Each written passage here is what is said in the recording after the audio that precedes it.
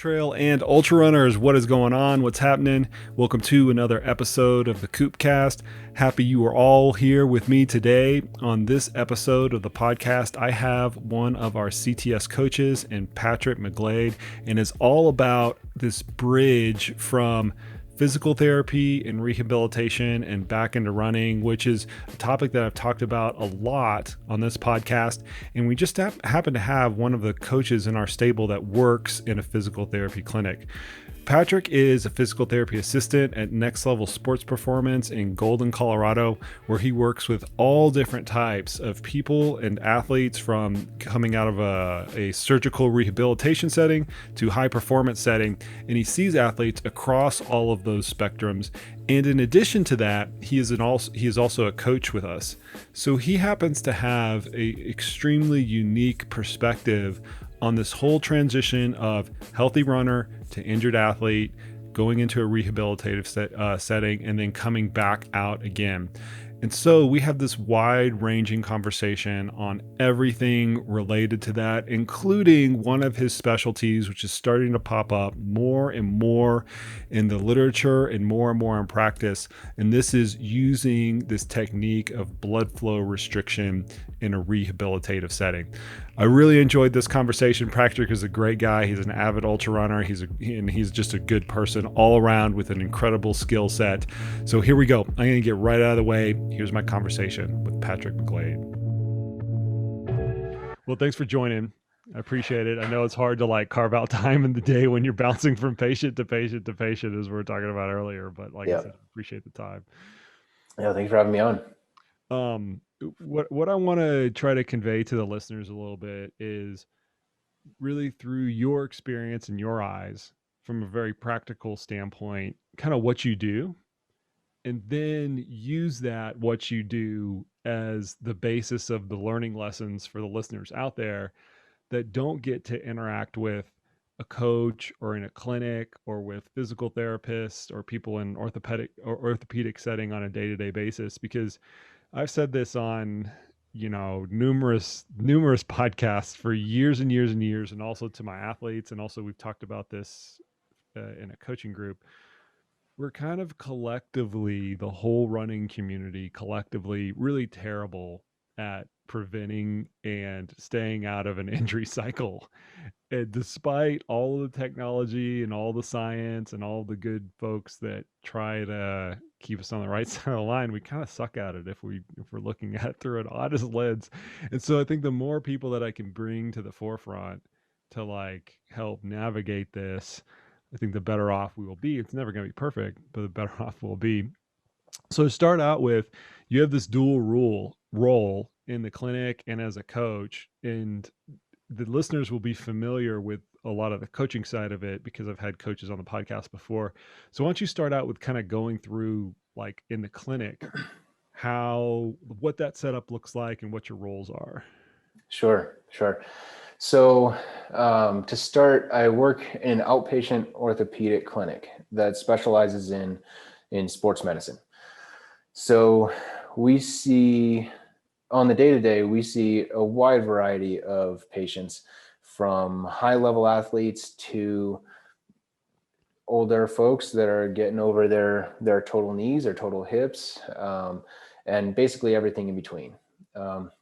And so on the day-to-day, it gives us a good view of people as a whole and the types of things they're dealing with, and how it can relate to what they want to get back to.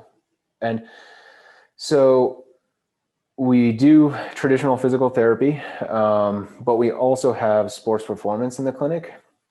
And I don't know if I mentioned this already, but I work at Next Level Sports Performance in Golden, Colorado. And so we're in a community with pretty high level athletes, and even our weekend warriors are people looking to get back to a pretty high level of sport, whatever it is. And so the sports performance side of things helps bridge that gap between traditional physical therapy and making a full return to everything they want to do safely. We're starting to see more and more clinics that are like this, that are trying to have a lot of different types of services underneath the same umbrella in an effort to coordinate the whole chain of events. And I remember when I was interviewing you, kind of coming on board, we were kind of describing some of the challenges, but also opportunities that that system kind of has, where, traditionally when somebody gets post-surgical, they get into, post-op types of physical therapy, there's a gap between that post-op physical therapy and then what we would call return to play.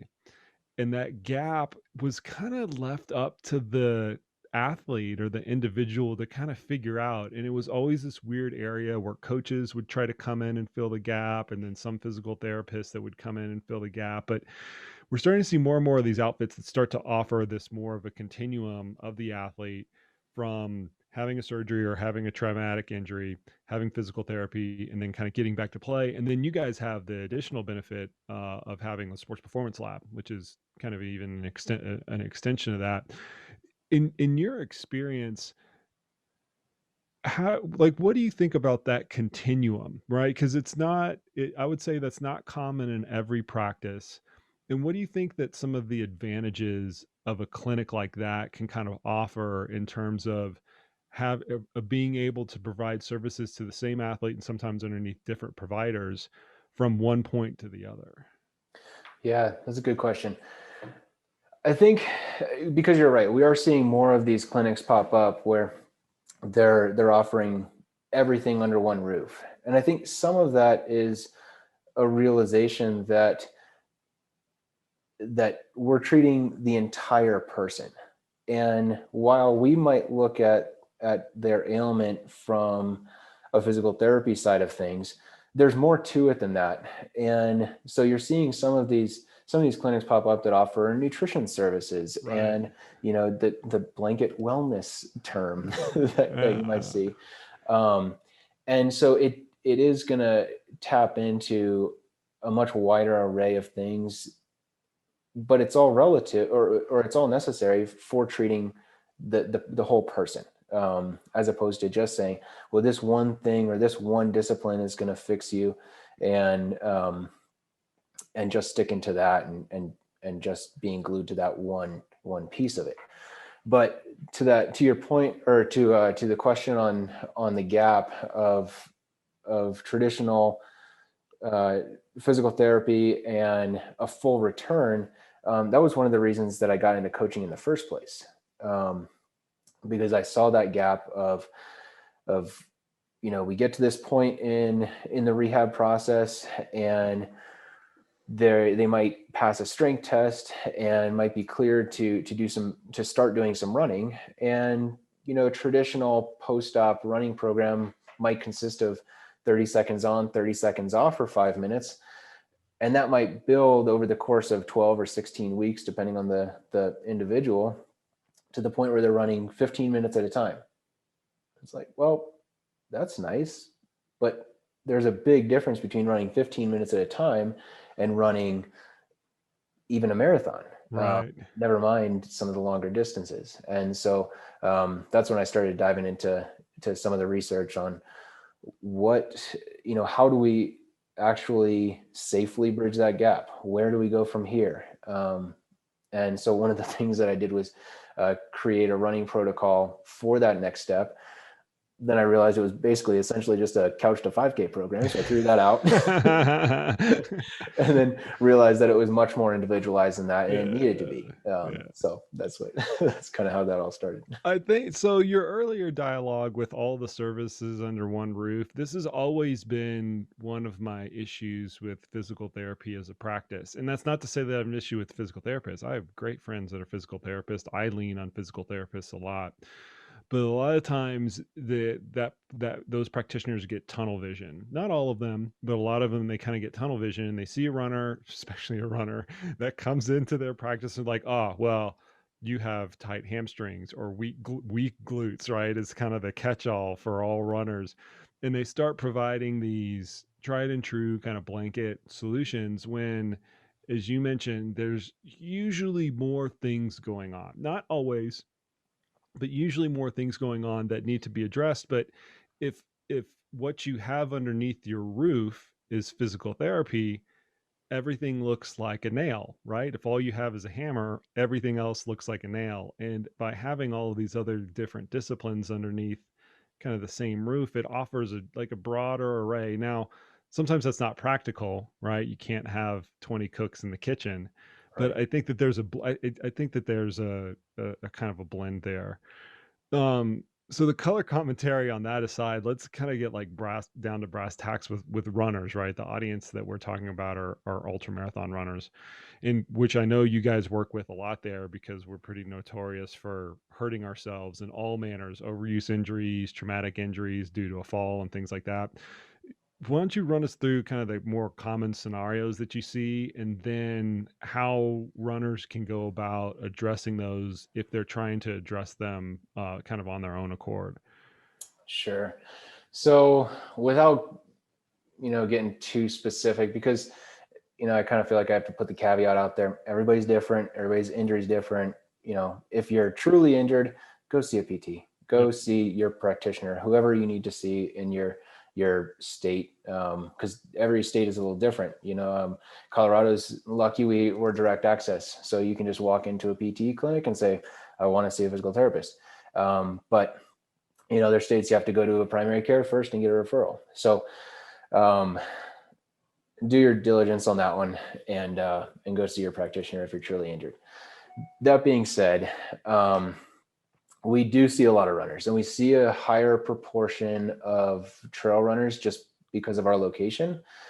Um, and I think one of the things that we see probably the most of is are runners that have gone to other clinics, or runners that have tried to fix themselves with the pretty standard exercises, the bridges, the clams, the squats, the lunges, basically all the exercises that you're going to find in, any running magazine out there. And they do them ad nauseum. And if somebody tells them to do 20, they do 50 because more is obviously better. and and then they don't get better. And I think there's a big disconnect between what someone might tell them to do and how they're doing it. So yes, are clams a good exercise? Sure, for the right person, they can help strengthen a muscle group and make you better at doing clams. But the thing that we see more of is that they might come in and have strength in a certain area, but they don't know how to use it. And so we will typically walk them through how to use that motion in essentially what's called a closed kinetic chain movement, or standing on one leg. If you're talking about the glutes, you can do clams all day, but it's not going to translate to running strength all that well if you don't stand on one leg and try to do things while you're stabilizing that area. So I'd love to give out, a handful of perfect exercises, but if you're working with a physical therapist in your area, you can just start the conversation with, how does this relate to running? How can I make this more applicable? Or what's the next step in this exercise? And they should be able to tell you, yeah, we're going to do this. And then we progress to this.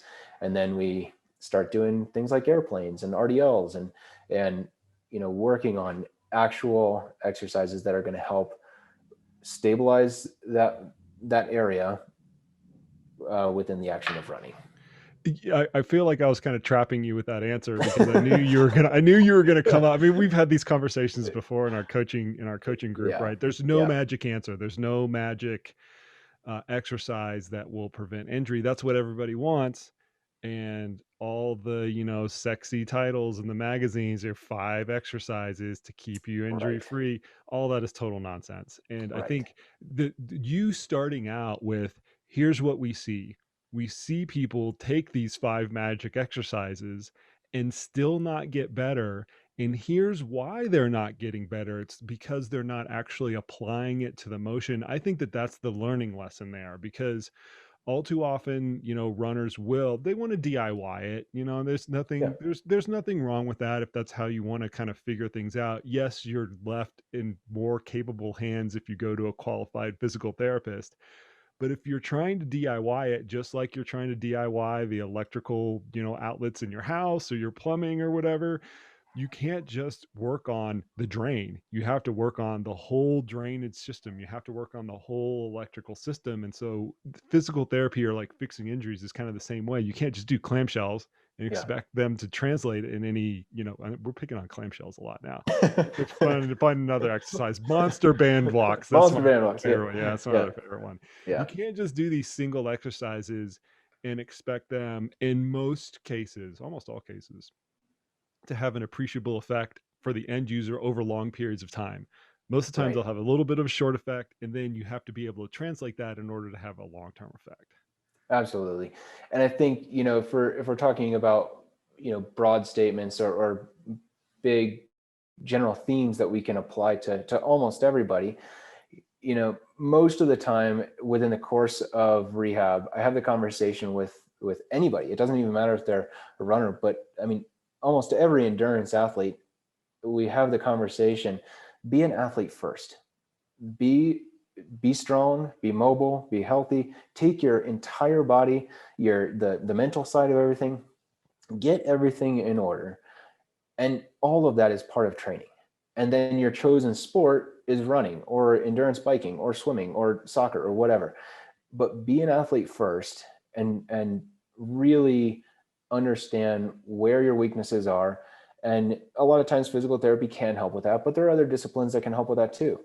And once you get those in order, then you bring those strengths to your chosen sport.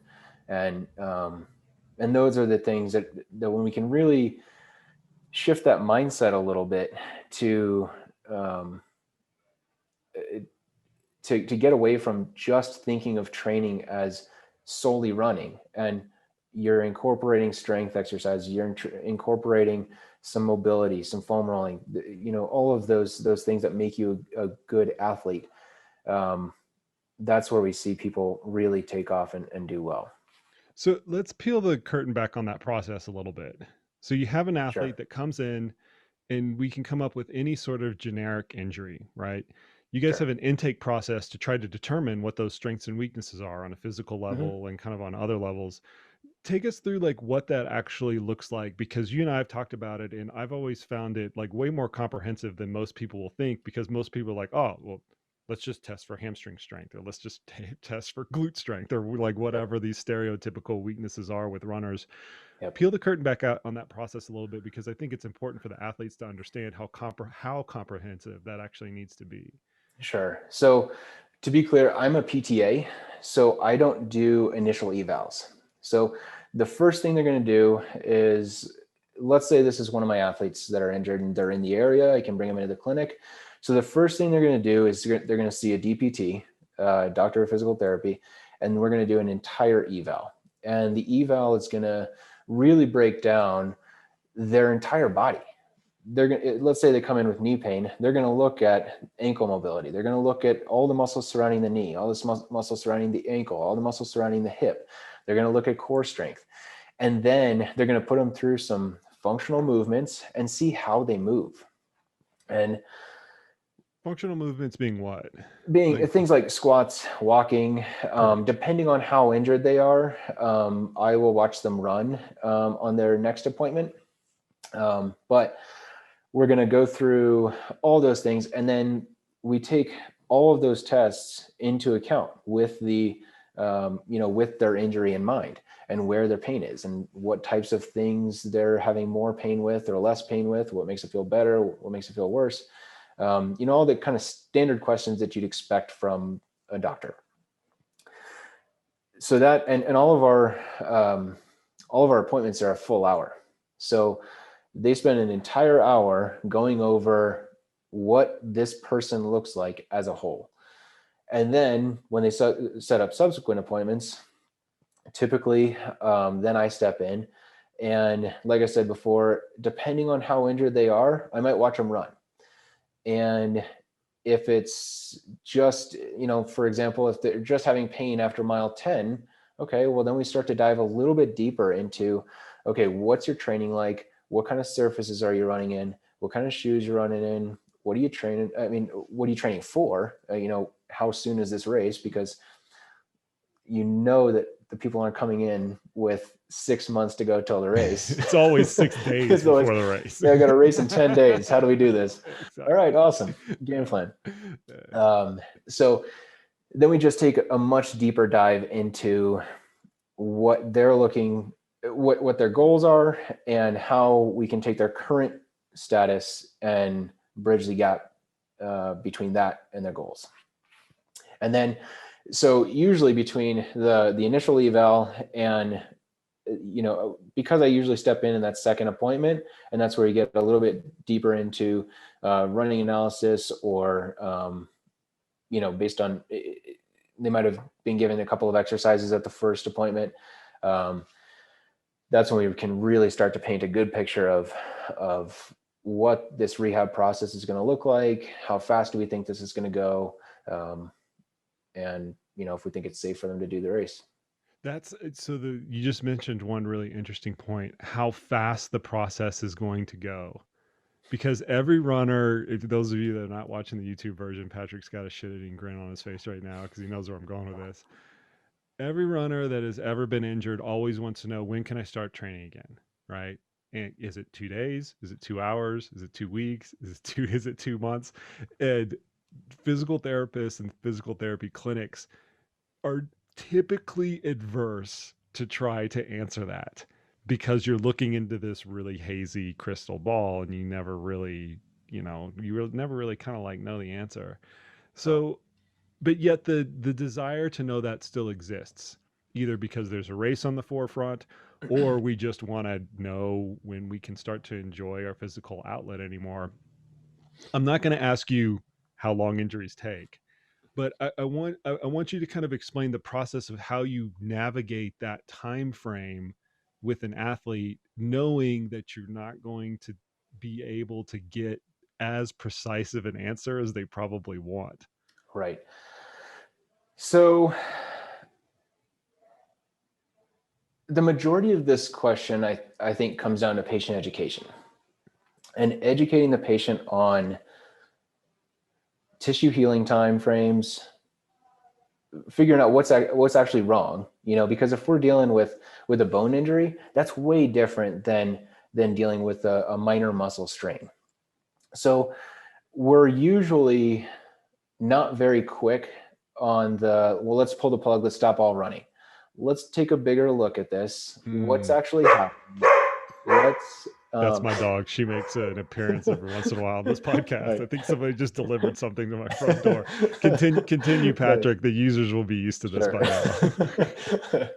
now. So taking a look at the big picture, what kind of time frame are we dealing with? Is the race next week, or is the race in 3 months and we have a little bit more time? And then trying to get to the source of the issue. If we can dive into their training and I can look at their training logs and say, well, I mean, looking at what we're doing here, this looks generally unsafe. But it also depends on what is working well for the patient. I've had patients that for whatever reason, they couldn't run at an easy pace without pain, but they could do a track workout. And right. So it's more playing to, okay, what can we do during this time safely?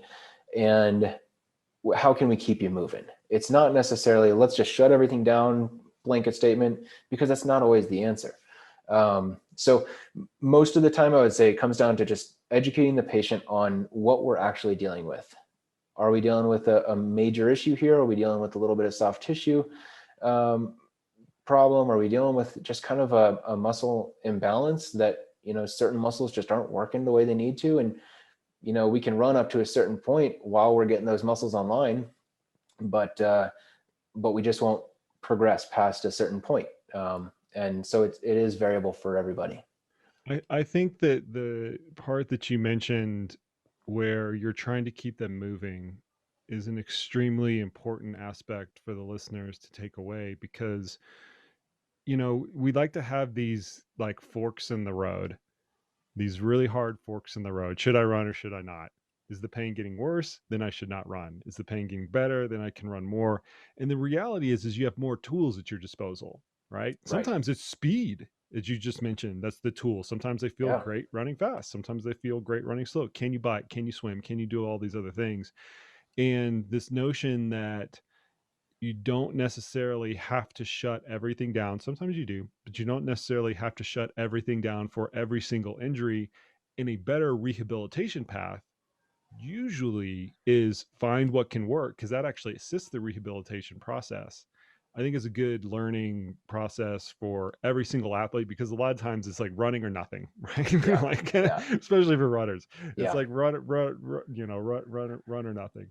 Um, I want to pivot to another area that you mentioned, and this is looking at people's running mechanics. Mhm. And I know this is something that as well that you do in clinic, and something that in the running community we've kind of gotten a little bit over obsessed with, in terms of trying to create like perfect form.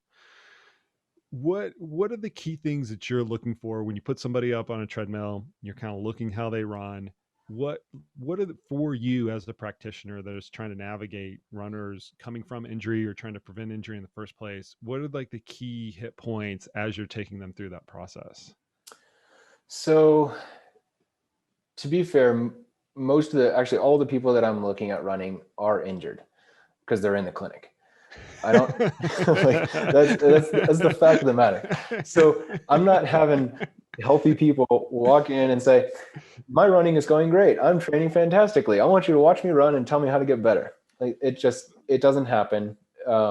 Probably should though. Like how, like where am I going to break down? Right. Yeah. Anyway, let's Well, end the and conversation. to that point, I think it should. Like every other sport practices skills, and Yeah. running is a skill. It's 2.5 times your body weight landing on a single leg and then pushing off of it as hard as you can. If you break it down that easy. And so it is a skill that I think should be practiced. So to start, yeah, every runner that I watch run is injured, or has a history of injuries, or has recurring injuries, or has something that we're trying to change. Now, whether or not we change that with a gait pattern change, that's individual, because um, some people, the reason for injury are training problems. They're not necessarily gait issues. Like load problems. Oh Is that yeah, how you're yeah, describing that? Like yeah, just training absolutely. load. I'm increasing my Training. mileage too much. I'm increasing my speed too much. Something like that. Yep. They're training mistakes. Um, so right off the bat, I go into a gait analysis with the bias that I want to change the minimum I feel that I have to safely get this person to alleviate future injuries. Um, I I'm not typically into completely shifting and overhauling someone's gait, because the research has shown that most of the time people are going to find the path of least resistance. The body's going to compensate pretty well. And if we're looking, if ultramarathon participation numbers are any indication of it, people compensate really well, and they can they can do well for a long period of time on less than stellar mechanics. Uh, And if you look at the last mile of a 100-miler, that's a pretty good indication of that, yeah. because gait mechanics there look horrific. Let's do a gait mechanic analysis up on the boulevard at the Leadville Trail 100 this Uh, year. And Basically, I think yeah, we'd have Jim Walmsley and Jared Hazen passing, and that's about it. yeah, there you go. Everybody else, total fail. Yeah. Um, so, I think I go into gait analysis much like we treat coaching. We're looking for the minimum effective dose to change, so that they can get what they need out of their running gait. And so even with that, let's say someone comes in and it's just a horrible looking gait. They don't move very well athletically. They don't have control of their body. We're going to be looking to make micro changes at a time. So Because if even I, for the worst, hold on, even for what you're saying, I want to drive home this point. yep, Even for the people that look the worst from a mechanic standpoint, you're still saying that you're trying to change as little as possible. at a time, There you go. at a time. Yeah. There you go. Yep. Because if I tell someone to pick their knees up more and drive with their hip more and land in this position and swing their arms more and do all these things, running happens too quickly for them to absorb it, think about it, and do it all at once. So, and I think sometimes people get into trouble with that on their own because, I'll have somebody come in and they're like, well, I read this article, and so now I'm trying to land more on my forefoot, or now I'm trying to land more here or land more there. And it's like, well, first off, you're looking at your feet the entire time to try to make sure that you're doing that, and now you've completely changed what your upper body is doing on the gait front. So you've wrecked your posture. You've completely shifted the way your weight is distributed throughout the gait cycle, all because you're focused on one tiny thing that you read in some article about where your foot should land, what part of your foot you should land on. So I think, and you see this all the time in training as well with your athletes. People get fixated on one tiny aspect of the gait cycle, and it's not one thing. It doesn't actually matter all that much where you strike on your foot. It has much more to do with where your foot is in, or where that contact is in relation to your center of mass at initial contact. So so when we're doing, let's go back to the horrific gait. I'm looking to make tiny changes at a time. Just have them think about one thing, and let's just think about one thing and then feel it. And then I watch them, and then, okay, so they fixed that one thing. They fixed it without looking, they're fixing it while they're looking up straight, standing tall, their posture is good. And then we can move on to the next thing. So it's, there have been very few people that I've actually looked at and said, I hate to say it, but we need to start from scratch. Like we need to go back to the basics and start with A skips, But I think that's telling, the fact that out of all the patients that you've seen, all the runners that you've seen, very few have this completely new rebuild. And more often than not, it's really small things. As you're going through that dialogue, it's almost like training, right? Absolutely. Where we ladder one thing up at a time and usually ladder down another thing. It's the typical thing that most people will resonate with most people is volume and intensity. Mm-hmm. As you bring volume up, intensity needs to go down. And as you bring your intensity up, you want to do super hard intervals, you have to bring your volume down. And then once those normalize, you can ladder it up and down and up and down and kind of teeter-totter them. The classic coaching mistake, as we talk about a lot in our group, is increasing volume and increasing intensity and increasing the amount of intensity all at the same time. That's a kind of a recipe for disaster. And your dialogue about the foot strike, I think, is the same question. Where should my foot strike? Should it be heel strike? Should forefoot strike? Should I run on my toes? Which nobody can run on their toes except for ballerinas, right? We should realize that. Sprinters. I feel that's the same. That's in the same vein of what my longest long run should be. Yeah, exactly. It's the same vein. Yep. It's like that doesn't have any relevancy right now. We need to think about the whole picture, not just this one singular aspect. Right. But, historically, like books, and I hate to pick on Born to Run. It was a great book. You can pick on Born to Run. I enjoyed the story myself. Like, and of course I went out and got a pair of Five Fingers. It was 2010. Let's do it. But that's a great example of like one thing that they picked one piece of advice, one piece of equipment that, and this one target audience that was utilizing that, and it completely shifted the thinking on it.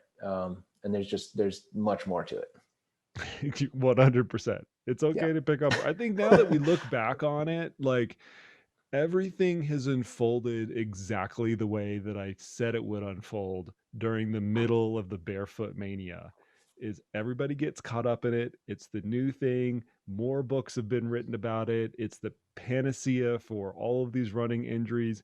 And all it is make things worse. To be honest with you, at the end of the day, like injury rates went up. Vibram got sued. I mean, come on. Yeah. Did you But, see any of that in your clinic? Like people who transition to like barefoot or five fingers? Because I've heard this from a number of physical therapists of the like the aftermath of all of that. I wasn't, I was still working in running stores at the time. I wasn't doing this. You were So I selling the five fingers. I Come was, on, man. we didn't sell five fingers, but I will say though, it got the conversation started in the right direction. I will say that because there is a lot to, moving naturally and using your body the way it's meant to be used and strengthening your feet. There is something to that. Whether it has to be swung as far as that pendulum swung, obviously it's not the case. But there is something to it, and every now and then I still have somebody come in with five fingers and they're like, "Oh, these are the only shoes I can run in." It's like, all right, man. Like, we'll go with it. Yeah. Well, then why are we seeing you here? Yeah, exactly. But it's okay. I want to pivot to kind of another more coaching related topic. So I came to know you as you started with a coach for CTS, and you had this PTA background, but also a coaching background before you started working with us. And I always thought that was really interesting because coaching is ultimately an interdisciplinary profession. We try to be jacks of all trades, and at the same time, we are also masters of none, right? We have to play in the physical therapy world. We have to play in sports psych. We have to play in sports nutrition and try to harmonize all of these different elements, realizing that we're not as good as the DPTs that you get to work with on that side. We're not as good as the registered dietitians that we all get to work with. But the more broad of a skill set you can have in any of those areas, the better you can serve your athletes at the end of the day. So how have you been, how do you think that is synergistic within the athletes that you work with, not only that you see in the clinic, but also the ones that you're now working with remotely, right? You don't have the opportunity to see them in person. You might be able to do it digitally, but you still can't do it in the kind of same way. How do you think that those things actually transfer over? So I think it's transferred in a couple ways. And I think a lot of it has to do with the team atmosphere of both jobs.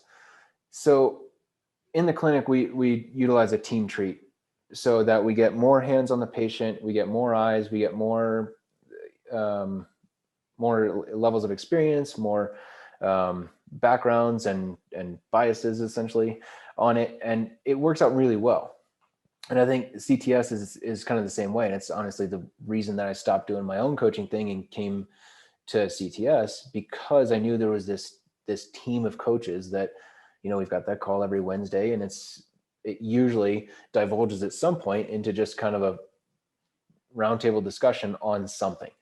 And it's really good because it just gets that dialogue going. And so they cross over pretty consistently, because being in the clinic, I'm constantly reminded of what's happening anatomically at the muscle level. Coaching wise, I'm constantly reminded of what's happening on the cellular level. And I wouldn't necessarily get that both way, if I was just doing one or the other. So, obviously I don't have to talk about the cellular level with my patients, but it is a good reminder to and I use this on both fronts to zoom out. Okay, what am I dealing with this athlete, or what am I dealing with this patient? Zoom in. What's the problem? What's the workout? What are we dealing with today? And then zoom back out. And how does that problem relate to the bigger issue? How is this injury going to affect them long term? How is this injury going to affect their goal? Whether their goal is to run Leadville or whether the goal is to be able to play outside with their kid, it doesn't really matter, because if you take that zoom out, okay, whole big picture, zoom in, and then zoom back out, and both of them, I'm using both in both settings, or I'm using the same thing in both settings, it can really help to better manage what I'm dealing with and avoid that tunnel vision of, okay, well, how's this workout going? What am I doing this week with this person? They're What's having the pain. longest long run? What's the longest long run? Your favorite question. It really helps to be able to convey that, and then then teach the athlete or the patient, this is what I'm looking for. This is why we're doing this. And so it helps them to understand too. The zoom in, zoom out, as you know, but just kind of for the listeners' reference, I think that's one of the, if not the most important coaching skill that you can have. If you can zoom in on the level of the workout, athlete does the workout, you get your Training Peaks notification, you look at it, okay, what are all the hero metrics? Okay, we're going to go into the workout. What's the normalized graded pace? What's the heart rate? What's the elevation gain loss and things like that? Zoom into that level, and then zoom out to where does this workout fit in the picture of everything, and does it still make sense? Do I need to change things going forward, or can I keep them the same? And then zoom back in to the level of a week or a few weeks. Does the architecture of these few weeks remain the same? That process, one, it sounds super easy when I describe it, but it's only because I've done it 10,000 times. When you're actually in the thick of it and you're getting the workout notifications, it's all too easy to ask, what's my long run going to be next week? Yeah. Yeah. And focus on that one specific thing. And it's the same thing in the clinic, right? Are my glutes weak? I'm picking on the glutes again. So I think the skill is translatable, and for the athletes that are like listening to this and trying to DIY either injury recovery or training or kind of both, that's one of the that is one of the most fundamental skills that you can have, is to zoom back out, zoom back in on the acute problem, zoom back out on how it fits into everything else, and then try to find solutions, not just pinpoint with laser guided precision whatever is going on in that one minutia of time. Right. Right. And to that, kind of along those same lines, the specificity is really important, like you've talked about, and being as specific as possible, but being hyper specific isn't necessarily the best. If it doesn't go towards the broader goal, then being as hyper pinpoint specific as possible isn't necessarily any better than just being globally specific. Can you give an example of being too hyper specific in the physical therapy world? Because I can give you one in the coaching world after that. I know I'm putting you on the spot Yeah, with this one. no, that's okay. I'm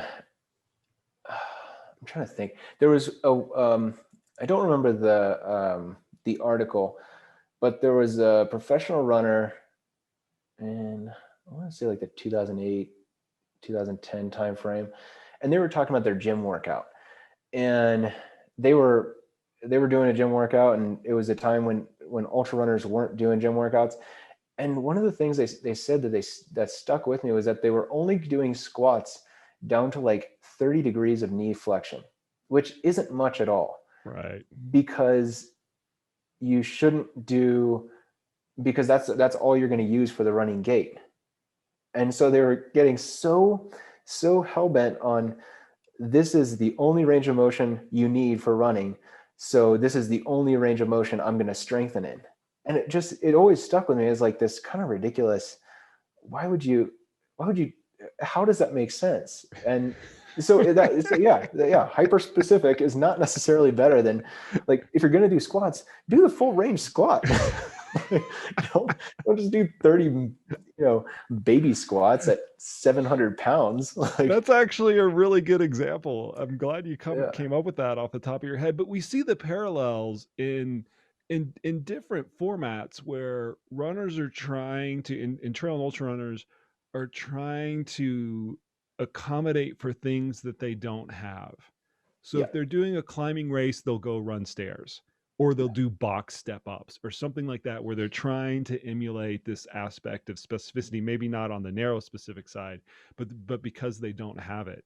The one that I always point to in the trail and ultra running world, and this is one of the first kind of pieces of exposure that I had to trail and ultra running, was with the Badwater folks, where oh they yeah, were training for the Badwater 135, and they wanted to simulate the heat that they would experience in Death Valley. and it's always classically described as a gigantic hair dryer that is blowing into your face constantly through this notorious section between Panamint Valley and Stovepipe Wells, which is typically the hottest part of the course when the course was run during the day. And it very much, having experienced the race many times now, it is very much like that. It is like a huge hair dryer. And so these runners would say, okay, I want to specifically train for this hair dryer effect.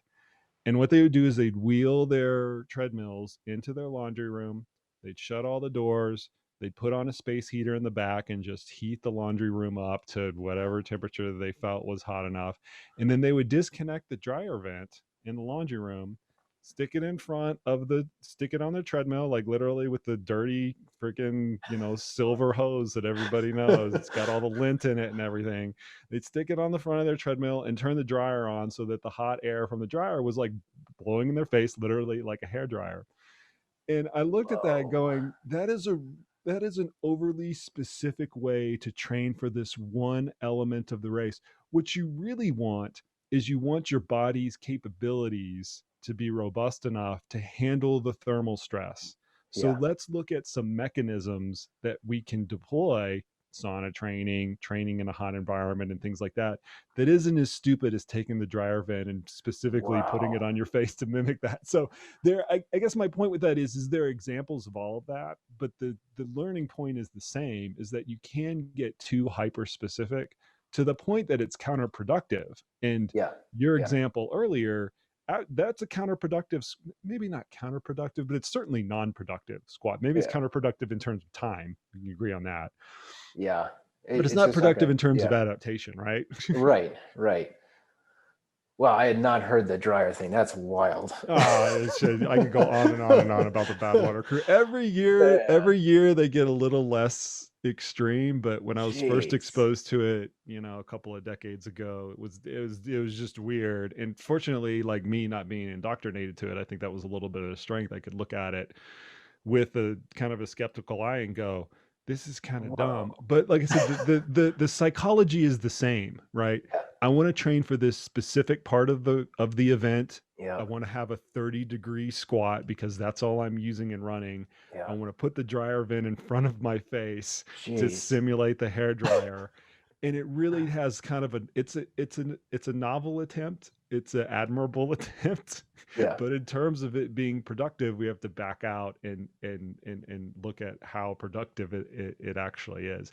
And I bet you see that all the time in the clinic, where people have just tried to, like, oh, I'm going to fix this because 1 + 1 has to equal 2, right? Yeah. Yeah. Well, and I think we do a pretty good job of recognizing our patients that are going to do all of their exercises 5 times. 3 times over. Yeah. Yeah. Yeah. And kind of, just dialing it in for them a little bit. But okay, this brings up another point though. Why is more not better in this injury rehab setting? Because a lot of people will look at rehabilitative exercises as a low effort activity. It doesn't cost, like if we were to add up the training stress score, right? It's not a lot. They're relatively easy. So if it's easy Yeah. and I'm doing 3 of them, why don't I do 5 or 6? What's the error in that type of thinking and actually doing? So a lot of it has to do with, and I'm going to use a word that you use a lot for training. I'm going to use load, but instead of overall training load, we're going to talk about like actual load at the tissue level. And a lot of it has to do with appropriately loading those tissues. And so if we need to rehab, say, let's just use calf strain, for instance, like if we need to load that appropriately, then we need to do it very specifically so that it's not overloaded because it's already compromised. So I might ask them to do a certain, depending on the severity of it, we might just be doing isometrics where we're just holding the contraction for a certain amount of time and then releasing, and then holding the contraction for a certain amount of time and then releasing. And so to do that just over and over and over risks overloading that tissue, which was the problem in the first place. Right. It was too much load for what that tissue could handle, and it became injured, whether it was acutely and it was just, a quick tear, or whether it was over time with you know too much training load, regardless of the initial problem, we have to Even though look it feels easy, I guess that's the point that people try to Yep. like look past, is like, oh, this feels easy, it doesn't feel strenuous. But what you're saying is Yep. the load on the tissue is still enough It's still that enough. Yeah. that's going to adapt. Exactly. And it's always going to be a fine line between appropriately loading the tissue and also allowing for healing, because we have to do both concurrently. And sometimes the healing has to take place in a completely unloaded environment. That's where you get, a lot of post-op, you'll be non-weight bearing for a certain amount of time. In those cases, we can't put any load through it. We have to just prioritize healing. And in certain injuries, yeah, we're going to tell you to not run for a period of time, and that's to prioritize healing. But that quote unquote strenuous activity is now aggressively healing. Like, let that tissue heal, let yourself heal, prioritize the other things in your life, prioritize nutrition, hydration, prioritize sleep. For God's sakes, prioritize sleep. But This is coming from somebody who evaluates people's running biomechanics, by the way, people. Somebody is telling you to prioritize sleep, almost prioritize sleep. coming from a physical therapy clinic. There's Yeah. a lesson in that right there for sure. And I know I'm a little bit of a hypocrite on that. I've got a 7-month-old at home, but that's not being a hypocrite. That's just I'm accepting the situation. I'm periodizing my sleep. There you go. Yeah. So, just prioritizing different modalities at different phases in the rehab process. There will be a time to push the load. There will be a time for you to really aggressively strengthen that muscle, but that time might not be right now. Yeah, a lot of runners, when I advise them to go into a physical therapy clinic, it's kind of the same run of show where they're typically having to do that because we've had some error in the training process, right? Too much load too quickly, too much load overall, kind of whatever it is. Sometimes acute injury or whatever. But they have been used to pushing themselves hard physically immediately preceding the need to go into somebody like yourself, somebody involved in your clinic.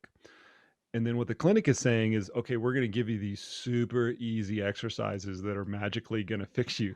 And the delta of effort between what they just went through from a training perspective and what they now have to go through from a rehabilitative or a physical therapy perspective, the delta of that is typically so big that it's easy for the athlete to look at that as not going to make a difference because it's not as strenuous.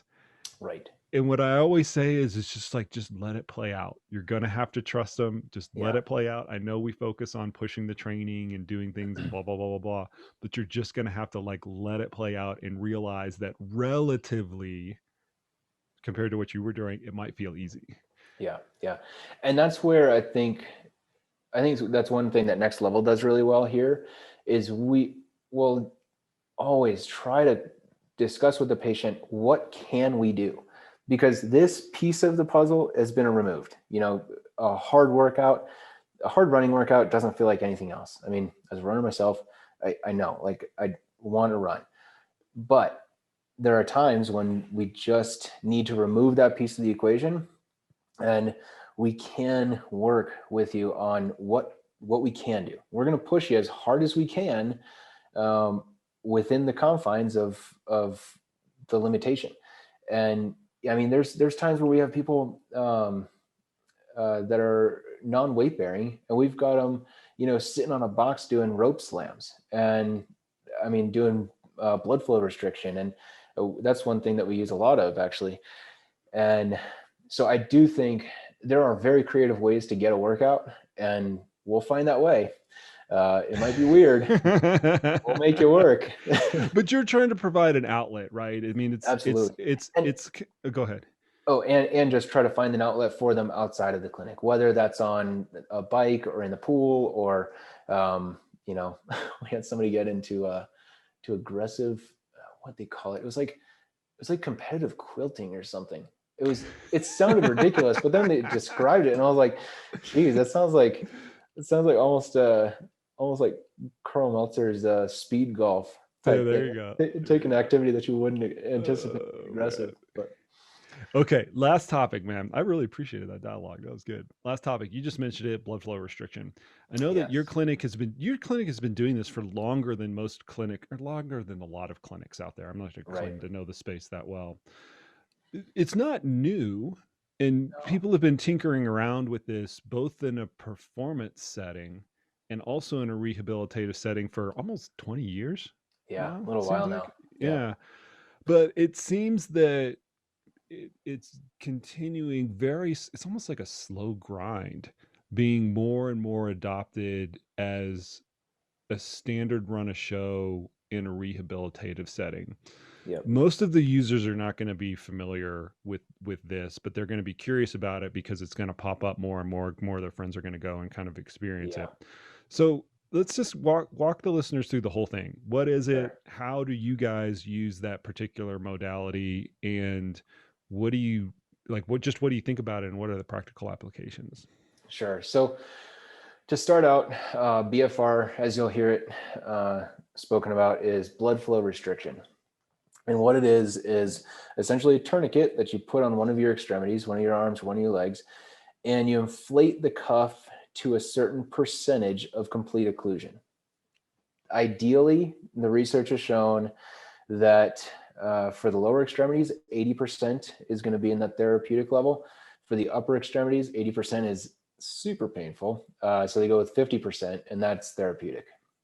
So you'll see a pretty wide variety of tools to do that. Some of the most popular and the cheaper ones are, they essentially just look like narrow blood pressure cuffs with a little dial, and you just pump it up, and then you start working out. And so yeah, you pump up this cuff, and then you do an exercise with it on. And With air, you're like with air, literally yeah, pumping sorry, it up like the it's Reebok pneumatic. shoes back in the day. Exactly.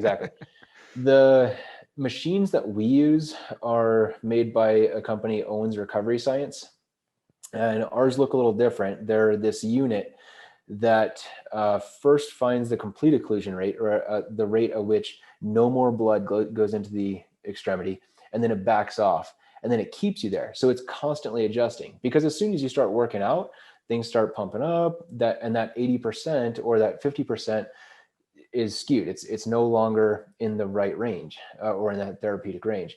And that's one of the things that is kind of a struggle when somebody comes in and they're like, yeah, I'm in the gym, I've been using BFR cuffs. And it's like, well, what are you using them for? Why are you using them? What kind of cuffs do you have? How are you making sure that it's at this therapeutic level? And most people are just like, I just go until I can't. Right, exactly. And that's not necessarily actually, volitional failure is the desired goal for it, strangely enough, but we can get to that. So the machines that we use, like I said, are made by this company, Owens Recovery Science, and they have done extensive research on the even things like the width of the cuff. So these are going to be wider cuffs. They're going to be more comfortable, as comfortable as BFR. Have you tried BFR? Oh yeah, yeah. Oh, okay. Long time ago, actually, like Yep. long time ago, before it was ever really that popular anywhere. Yeah. So they're gonna be a little wider. It's pretty wild stuff. The first time I tried it, I was an intern here, and the guy, my CI TJ, he put me through it, and I run hundreds. I was like, oh, this will be no problem. You're just putting Yeah, this little cuff around my arm. yeah. The first time I did, What's that different? you get completely like noodle leg, and Yeah. it was the closest thing I could like get to feeling like you do after 100 miles. But anyway, so then we take you through an exercise protocol. Typically it's 75 reps, 30, a set of 30 followed by 3 sets of 15, each with a 30-second break in between. That's what the research has suggested is ideal at this time. They're always doing more research on it. But in the clinic, many times, and it works on several physiological levels, but in to give a really just broad overview of why we use it as a bridge to essentially overcome a catch-22. Many times people are having pain because they don't have the strength to do something, but they can't strengthen because they're having pain. And so you can take the load down from what they need to do to strengthen down to a much lower level so that the actual joint or tissue can handle that load, but your body still thinks it's going through this monster workout. And so you still get a lot of strength benefits out of doing a much lower load at much higher reps. And so we essentially use it, to get over that catch-22. But it's not the end all be all. It's not a replacement for traditional strength training. We use it concurrently. So, many times we'll have somebody come in, twice a week. We'll do it with them once, and then the other day will be a traditional strength day. And so this way we tackle both, and we end up having some pretty good results with it. I felt that this kind of mode, we're trying to figure out whether it's more applicable on the therapeutic side or more applicable on the performance side, because you'll also see people use it from a performance perspective, particularly in like strength training, powerlifting, and things like that, Right. where they're using it adjunctively in addition to their normal lifting routines. They will do blood flow restrictive types of sets and reps and things like that to kind of like super boost their workouts or their overall like kind of architecture. Most runners aren't going to care about that. There's been some speculation that you can use it in the endurance world, and that's another podcast for another day. But since I'm talking to you, I want to mainly focus on the rehabilitation side to like really simplify it. You're able to get better kind of improvement out of whatever thing is dysfunctional by using a lower load. So you could take any lift, and let's just say I'm lifting something at 20 pounds normally and it hurts. Well, we're going to put on this blood flow restriction device, and you're going to lift it at 10 pounds. It's reasonable, 50%, right? You're going to lift it at 10 pounds, but the effect that it has on you is like you are lifting 20 pounds. So you've reduced the risk, you've reduced the pain, and you're still getting maybe potentially all of the benefits of lifting that higher weight. And as you mentioned, you're using it as a bridge to eventually get it back to that 20-pound weight. Exactly. Because there really isn't a true substitute for traditional strength training, and there shouldn't be. We're not looking to eliminate it. I don't think anybody would want to put strength in a pill, but hey man, they're trying. That's the topic. The topic. Yeah, I guess CPO is a thing, but so we use it as a way to get past that initial point. And how give the listeners a little bit of an idea of how frequently you are using that in a rehabilitative setting. Like, is this something where it's like super niche and like really isolated, or can it be more broadly applied? No, we use it for a wide variety of patients. We use it a lot. We deal with a lot of ACLs. And so we deal with it. We've gotten pretty creative with who we use it for. and strangely enough, because it feels like the craziest workout of your life.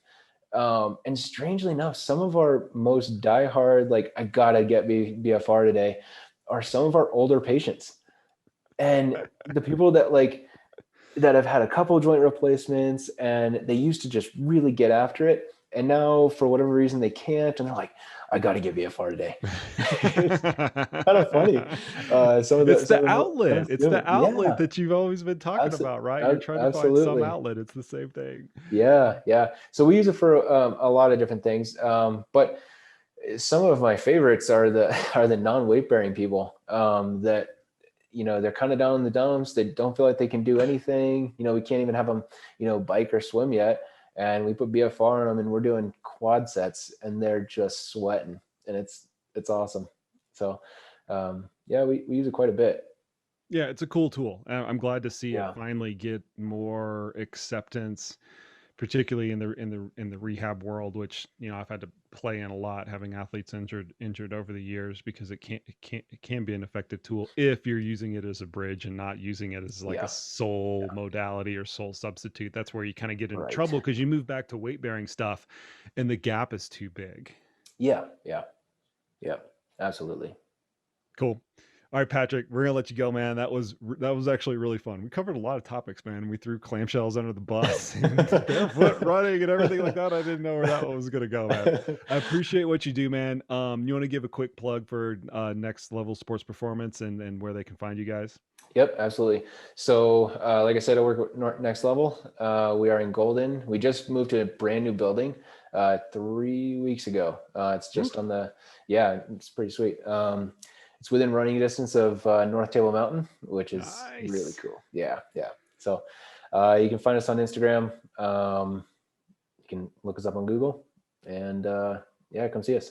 Cool. You guys got a good clinic up there. I'm going to go next time I'm up in Boulder, which will be some point when I'm re-recording the pieces of the audio book. I'm going to come check it out. Yeah, please do. Awesome, man. Thanks for being on the podcast today, Patrick. Thanks for having me.